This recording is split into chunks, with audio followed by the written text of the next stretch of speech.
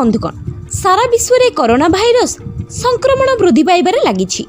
एही समय रे centers for disease control and prevention कहिछि जे दाढ़ी रखिथिबा लोकमानंकु एही भाइरस संक्रमण अधिक हेबार आशंका रहिछि। सीडीसी अनुसार कोरोना भाइरस संक्रमण रु बर्तिबा पई स्वास्थ्यर जत्न नेबा अत्यंत जरूरी अटे। बाहर को बाहरिबा बेले मुहरे मास्क पिंधि पाउछि एवं कौनसी जिनिस को स्पर्श करने मात्रे हाथ धोई नेबा उचित।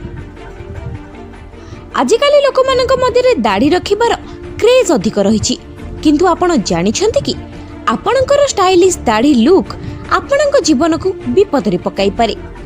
सीडीसी अनुसार मुह को सुरक्षा प्रदान करुथिबा फेस मास्क दाढ़ी जोगु मुहरे सठिक भाबे फिट होई पार न थाई। एही अवहेला जोगु लोकमाने सहजरे कोरोना भाइरस संस्पर्श रे आसी पारंती। न्यूयॉर्क यूनिवर्सिटी रो लॉन्गेन मेडिकल सेंटर रे एलर्जी एवं संक्रमक विशेषज्ञ ईस्टर्न पारिक पूर्वरु कहिसंती जे मनिषर नख केते विपज्जनक होई पारे। ईस्टर्न पारिक कहिसंती जे किछि लोक सेमानकर खराब अभ्यास कोरोना रे शिकार होई पारंती। से कहिथिले आम नखरे बैक्टेरिया भाइरस मैला किंबा अलिया सहजरे जमा होई पारि थाए। जेतेबेले केही निज नख चोबाई थांती एही सबु जिनिस शरीर रे सहजरे रही जाई थाए।